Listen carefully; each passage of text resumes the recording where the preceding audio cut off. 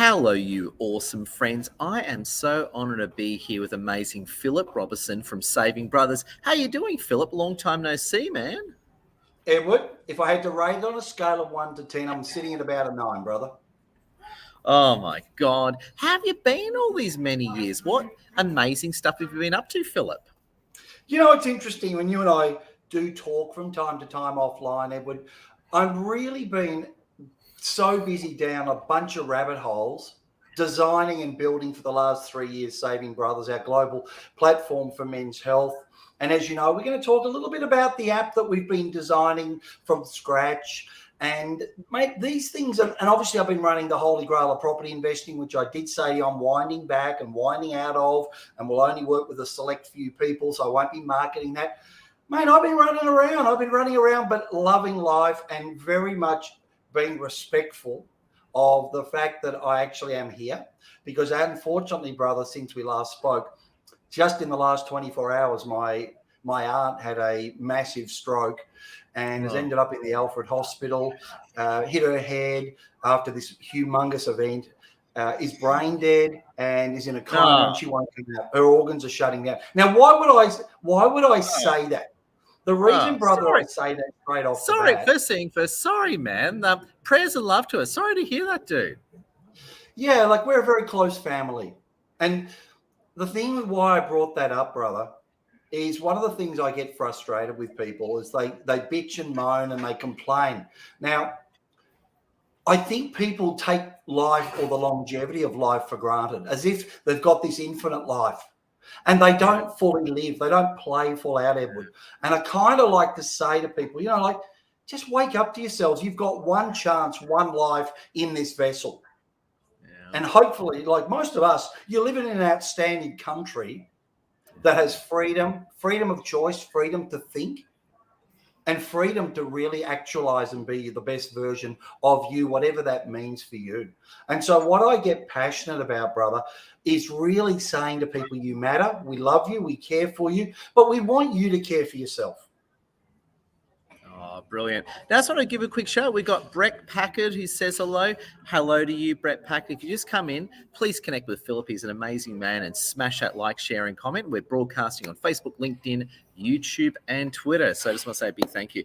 Now, one thing you taught me some time back that was very interesting, and I can say this being a guy, is that if you ask a guy how you're doing, we just go, good, I'm fine. We don't actually give an answer. I love that little shortcut you taught me, where you ask on a scale of 1 to 10 how people feel. Tell us all about that, because I've been using that on both men and women, and it works well. Tell us all about your little scale technique and how it gets into people's heads. Yeah, I think that comes back to Edward. Thanks for the question, by the way, brother. I love it. I really do. Because we all wear masks, don't we? We're all imposters to some extent. And we're all playing this acting role. And we act in thinking in different situations and social situations and business situations. We put these airs and graces on and we act in a way that people think we need to act. And I think the problem is most people, when you ask, hey, how you going? Yeah, I'm fine, okay. Or if you're an Australian, double negative, not bad. And so we really want to engage with them and stop and think and check in with themselves, Edward, to actually ask themselves, well, hang on, how am I feeling about me today? What's it like to be me today? So when we ask the question 0 to 10, and I still do get people go, yeah, mate, I'm really good. Or, you know, I'm not bad. I go, hang on, brother. Or sister, but mostly brother. Hang on, brother. Let me just pull you up there. If 10's outstanding and 1's pretty shitty, where are you, man? And then I'll get people who go, well, actually, I don't know, mate, I'm about a 5. Maybe I'm about a 6. So then that opens up a pathway to hopefully a safe discussion, Edward. And then I would come back with, well, brother, what made you give that score? Oh, well, you know, such and such and such and such. Oh, okay. And what we're doing, Edward, is we want to create a safe space. We want to open up a pathway to a discussion. The challenge with us as men, the way we're wired, is we think like a Rubik's Cube. We've got to solve and fix everything. It's like with a spouse. You know, your beautiful wife, Lassie, I've had the pleasure of meeting in Sydney at one of your outstanding, amazing events at Darling Harbour, which I loved, and connected with some incredible humans, by the way. The thing about it is a woman will come home and she'll say to her, you know, heaven forbid you ask Lassie, and I'm not saying that's just you, but Generally, blokes will ask a wife, "How's your day?" And she'll start to unpack and share. Oh, And next minute, totally we're thinking, us. well, I've got to give her a solution. My brain's gone into Rubik's Cube mode. I've got to go and you know, she just wants you to just listen. She just wants you to listen. And I think that's the fear with us as men, brother, is we think we've always got to be solving. So men worry. If I ask Edward, "Hey, how are things going?" What if Edward said things aren't going well? I'm thinking I've got to give him an answer of what to do. No, he just wants a safe space to share, brother. Yeah, no, absolutely brilliant. And I'm very guilty of that. I used to be an engineer in the army, which is all about that, all about solving problems. So that's actually quite masculine when you say it that way. It's funny you bring this all up, and I think that's what women do really well. Women, as you know,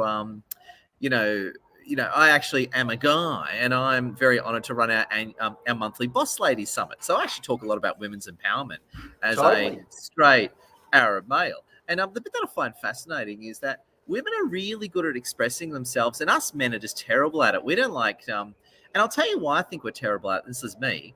To me, talking about the way you feel is a sign of weakness. Now, I don't think that, but I was brought up thinking that way. If you say that you're not feeling good, that is a sign of weakness. So what are your thoughts on that one? Because I was brought up that way, and obviously I disagree with it, but I'd love to hear your unpack on that one. Well, I think you're absolutely spot on. I think there's a lot of that, and I think the next generation are getting better. But you and I mean, I'm a lot older than you, brother. I'm 55, and so we were taught to rub a little bit of dirt on it if you got a problem. You look good.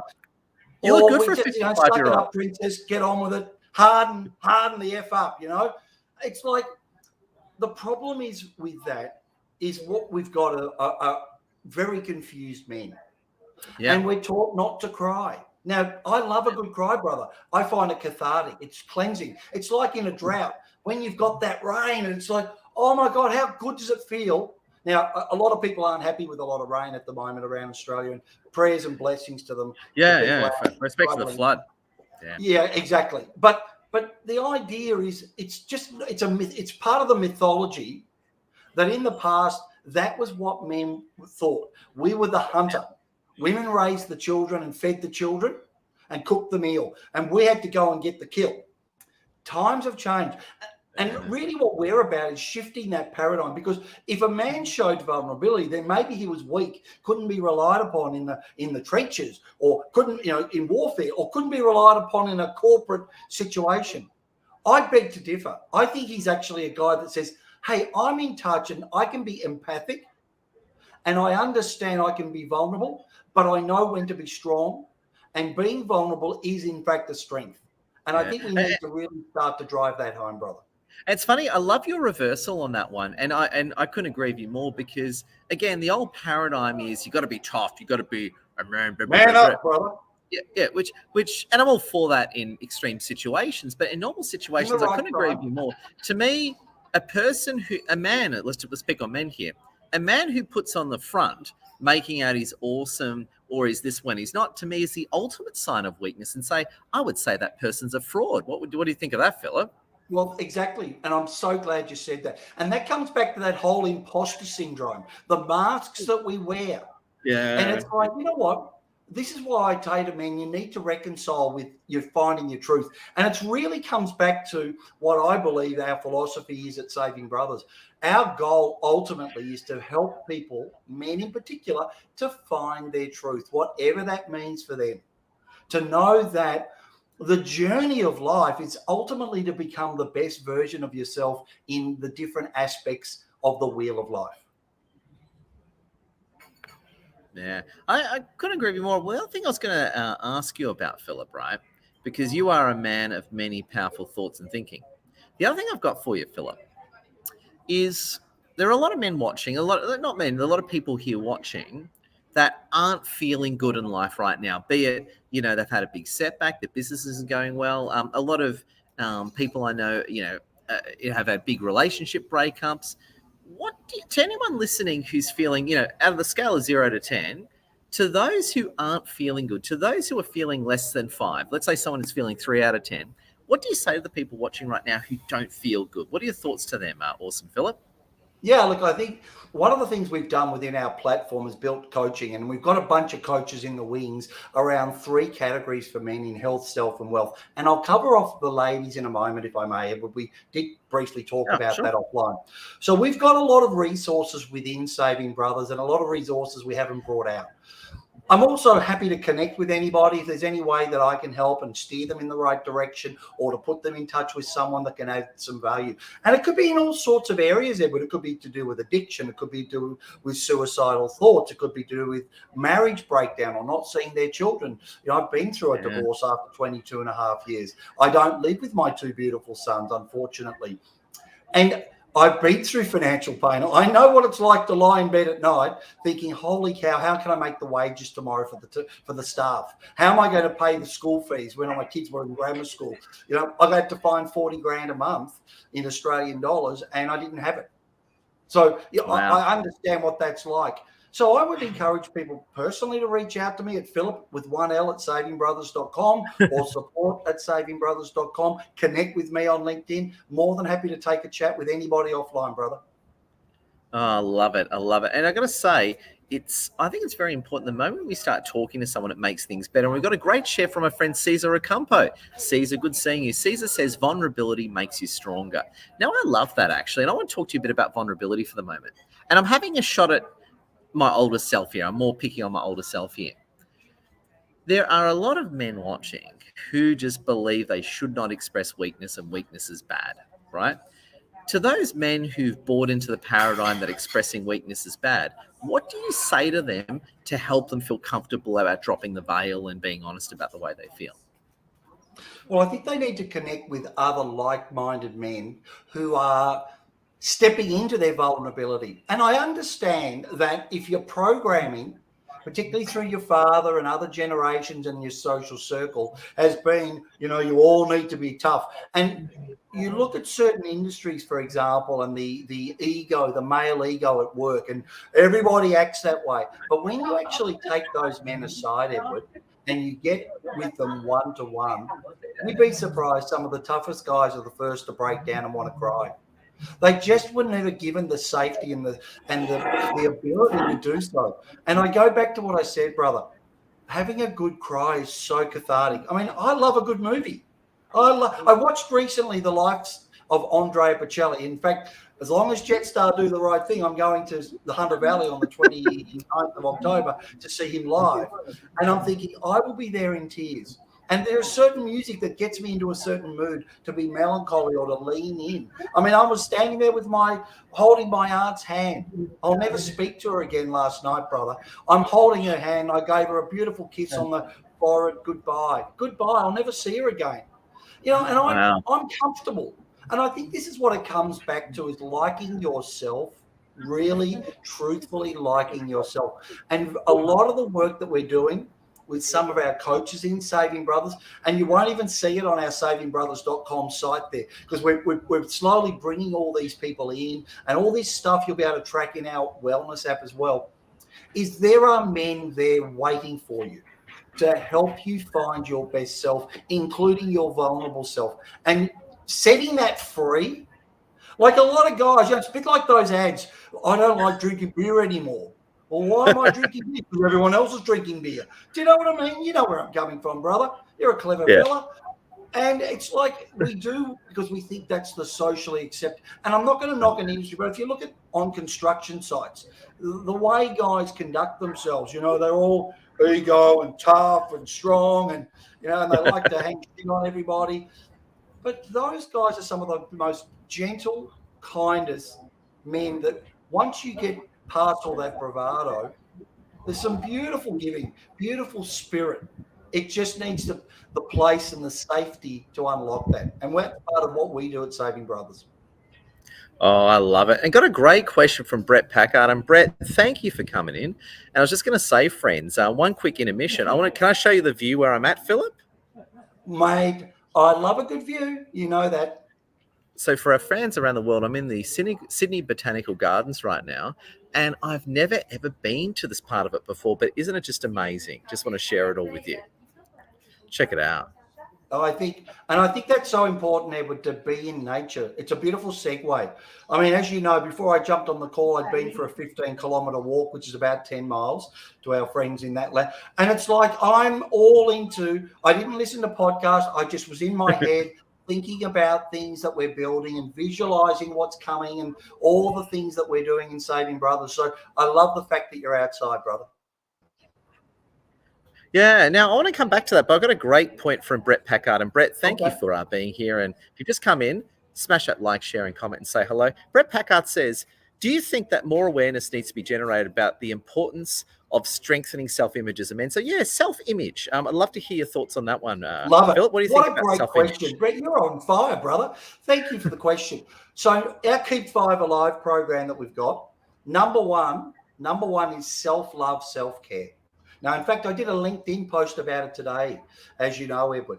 I think we need to work on that because what happens is psychologically, we are programmed to be more negative than positive. We get a lot of stuff, a lot of feedback along the journey. Often we've had people that told us, you're a failure, you're a loser, you're no good, you'll never amount to anything when we were children. Yeah. Or it could be a well-meaning parent or an uncle or a boss. And we take that into our daily activities. Our self-talk, our self-care.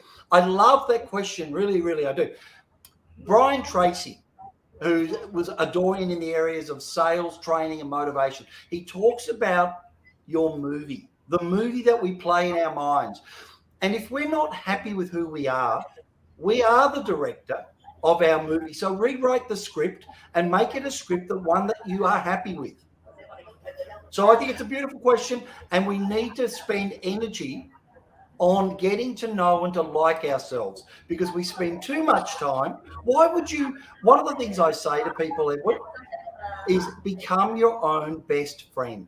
Yes. Because you're living in here 24/7, except for even when you're asleep, your subconscious mind's at work. So why not? Why would you beat up on yourself all the time? Be kind. It's funny you bring up this topic because I've been talking about this a lot lately to people, right?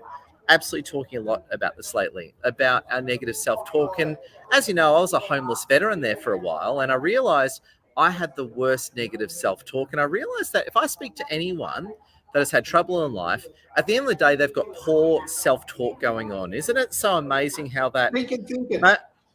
Yeah, and so we all know where it comes from. We all know where negative self-talk comes from. It comes from our previous experiences and our decisions. I understand that. I suppose my question to you is, if anyone's listening who has really bad negative self-talk, like I certainly used to, what do you say to those with really bad self-talk? Like perhaps an older version of myself. What do you say to someone who's got that really poor self-talk that isn't going well in life? Look, I love some of the great classic people who influenced me when I had that same issue, stinking thinking. That came from Zig Ziglar, who I saw live on stage. But Jim Rohn, R-O-H-N, again, all these wonderful thinkers, they have all gone to God now. But Jim Rohn would say, work harder on yourself than you do on your job. In other words, this is like building a muscle. If you've had all these years of bad language and the way you've had words that have constantly put yourself down, it's not going to be fixed in 5 minutes. Know that. But self-discovery, learning, spend time reading, use your car as a mobile university, listen to good podcasts, listen and be influenced by positive people. We are influenced by people that are around us. So if you are surrounded by negativity and negative people, that's going to permeate through your self-talk and your language. You need to get around people with a good, positive outlook who like and appreciate themselves. And so I would say it's an inner game. Success is an inner game. So you've got to start to change out your bad habits for good habits. Part of the problem with people not liking themselves and negative self-talk, I think, Edward, and that's been me as well. Anything I ever share or say, it's also, I've lived that journey. Me too. We only recommend what we've tested on ourselves. I'm very much like that. So when I feel I've got purpose and quality values that I'm living out and that I am taking action daily towards those things, I feel good about Philip Robison.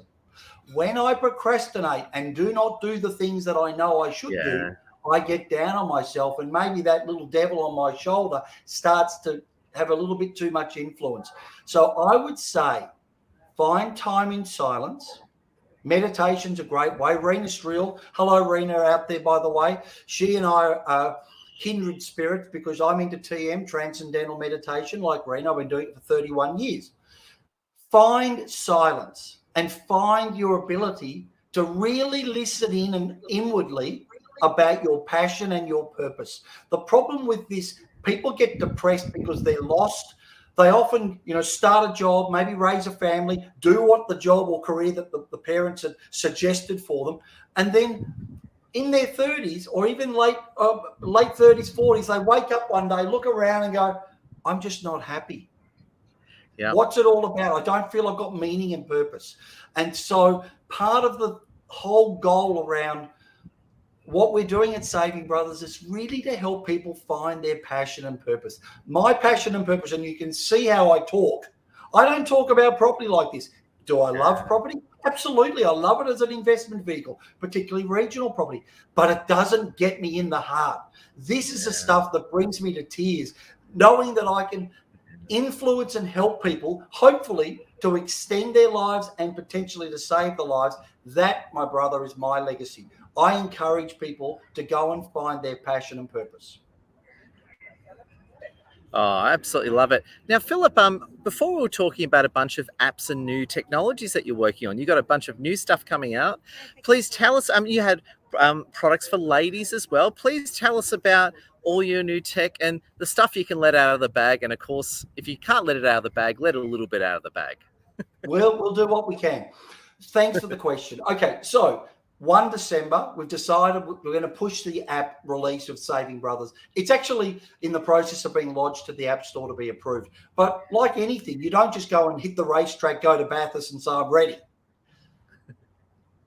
Building an app of the magnitude, and I say that not to impress people, probably to impress upon them that building an app, coding an app from ground zero is a humongous beast. Catherine Nixon, my partner, when I say partner in Saving Brothers, as she said, Phil, it's like we've been climbing the Himalayas, multiple mountain ranges. Yeah. It's a humongous thing to build an app, what we're doing. But the app will have incredible trackers where men can track their health. The problem with us as men is we don't like, going to a doctor, Edward. We tend to go to doctors when our leg is about to fall off. Now, if you keep driving that car, and you do not look under the hood and look in the engine bay and get your car serviced, at some point in the future, it will bite you. Yes. Now, what we're about with the app is educating men and making it fun. We don't want to be about people walking around in lab coats with clipboards and, being really bloody boring. And no disrespect to that. We wanted to make healthcare and health awareness fun, engaging and entertaining. And men like knowledge. And so we want to give them incredible knowledge that they can take better care of themselves in each decade of their life. So all these trackers and symptoms, and we'll teach men what to do. We will make this an app that will be an awesome resource for their doctors. So when Edward goes to his doctor and the doctor says, Edward, I noticed your cholesterol's a bit funny, or you're pre-diabetes, or you're this and you're that, and I want you to watch this. I want you to keep a sleep journal. I want you to track your resting heart rate. All of that groovy stuff, Edward, will be able to be done for free, no charge, in the Saving Brothers app. Wow. So there's going to be so much groovy information. There'll be really interesting quizzes. One of the areas I'm very, very personally passionate about is sleep. People don't understand sleep. They think, I just go and have a sleep, or I only need 4 hours. Well, that's when the toxins are being meant to be washed out of your brain. The correlation, for example, between Alzheimer's. It's funny. Can I jump in there for a second? You just brought up a good side plot. I have met, and by the way, I don't mean to have a shot at anyone, but just being honest here. I've met a lot of people, and now I've been around for a few years, I can say this, that all told me about, they all went on these 4 hour sleep patterns. You know how I'm only going to sleep 4 hours, I'm going to do this and that. Basically, everyone I know who's done that has had severe health complications. I find they can get away with it for maybe 6 months or even 12 months or even 2 years. but eventually they have a huge system breakdown. And I hate to say it, but one of my very good female friends, she actually had a full-on nervous breakdown after doing the whole 4-hour thing. Can I just jump in there? Because it's a bit of a problem, and I know a lot of people are doing it. Tell us, where did this whole 4-hour thing come from, and why are people doing this to themselves? Okay, so I don't know about that, but I'm so glad you mentioned that, because I think people wear it as a badge of honor. Now, Yep. the Just on that study, note, they were all bashing me up. They're all saying, "Yep, I got up at let's say 2 a.m. and I'm doing this, and I'm doing all this before 8 a.m." This type of logic, right? So they beat you up over the head with it. But I was just going to ask you, I understand why people are doing it. They're trying to big note themselves, but it's pretty crazy. And I'm just having a seat under a beautiful umbrella. Where did this all come from, and what do you say to people who are doing this weird stuff? Because it still is pretty common, this whole 4-hour sleep thing, because they're all getting sick and burning out after 6 to 12 months. well, there's the answer. So I don't know where it came from. I understand the idea of getting up earlier. I get up between 4 and 4:30, typically 4:30, but I get to bed earlier. What I will say is, you've answered the question. I mean, these are people that are saying, oh, we only need 4 hours. And then you look at whether it be a longitudinal study, the evidence is there. Their bodies are breaking down. The lady had a nervous breakdown. What people don't realize about sleep or obstructive sleep apnea is 1 in 5 people in the world have it, and 1 in 4 men have it. Now, that's billions of people. So if people snore, here's a few clues, folks. If you snore, you're pretty good chance you may have sleep apnea. Okay, what are the problems with it? Well, you're 5 times more likely to drop dead of a heart attack if you don't treat it. So I use a CPAP machine, and I'll explain about that. Now, diabetes at the moment, type 2 diabetes, not type 1, type 2, is epidemic levels in the world. 83% of type 2 diabetics, Edward, have obstructive sleep apnea. Now, men, if you want to have sex with your partner, here's the thing: 69% of men have erectile dysfunction, have obstructive sleep apnea. So you talked about my websites, and thank you for that. Sleepingtest.com. Sleepingtest.com is one of our sites. It's a purely diagnostic site, Edward, for diagnosis of sleep apnea. Now, here's the resistance. People say, oh, but I don't want to go to a doctor. Then I've got to get a referral letter. Then I've got to go and be tested. Then I've got to wait for the results. Oh, and take the machine back. For 299 Australian dollars, we have a machine. It's like a watch. It's called WatchPak. Comes from Israel. We ship it to your home. You put it on. You wear it for 24 hours. Sorry, no, let me go back a step. You wear it overnight, that night. You download an app. You literally have a probe on your finger, a lead above your sternum, wear it like a watch. You wake up the next morning, you hit submit. The results are sent to one of our sleep physicians, a qualified sleep doctor. In 48 hours, Saving Brothers sends you the results. You then do a telehealth call with Catherine Nixon, who heads up our sleep division. I call her the sleep whisperer, an amazing human being. And we help you with what to interpret the results and what it all means. So within 2 days, you can actually know what's going on. So people who say, oh, I just don't want to do it. Well, okay, you're taking the greatest risk potentially to having a much shorter life. The studies show that poor sleep is linked to a shorter lifespan. Alzheimer's, dementia, are all related to obstructive sleep apnea. So I'm so glad, Edward, you have brought that up, and thank you for that point, brother. Yeah. It's funny you make all these points because for me, like I spent a lot of my life with really poor self-care, like as in self-care is a bit of a loser thing. It's a very selfish thing to do. So I had a lot of very unhealthy views on self-care. And probably about 6 to 12 months ago, I really got into self-care. It's funny, one thing I've really done is improve my sleep. It's funny, just by improving your sleep, you solve a lot of problems. And it seems like these 4-hour characters are they're going against they're really going against science. They're really doing something that's totally crazy. The science. I'm so glad you said that. Everything that we quote, everything that I've said is scientifically based. Here's another one. Yeah. One of the areas that we're heavily involved with at Saving Brothers is gut health. What we call the gut-brain axis, the relationship between your gut health and your brain, microbiome testing. In fact, Saving Brothers by Q2 will have our own testing kits labelled in the USA and in Australia, where we'll be working with a partner and one of the things we'll actually be able to do, so when you poop on a stick, like when you're testing for bowel cancer, Edward, we will actually be able to interpret the quality of your sleep through our science. We've got some incredible partnerships coming up. It's very exciting. Now, you asked a really cool question. What about the ladies? I'm so glad you brought it up, because we love ladies. Catherine Nixon said to me, Phil, you got what, 24,000 followers on LinkedIn, but a lot of them are women. What are you going to do about the women? Now, clearly we can't introduce them to Saving Brothers because that'll confuse the men. And let's face it, brothers, we get confused pretty quickly and pretty easily. So we are building at the moment another site purely for women called sleepingbeauty.vip. Sleepingbeauty.vip. It's not live yet. And it'll be all about women run by some incredible women across the globe.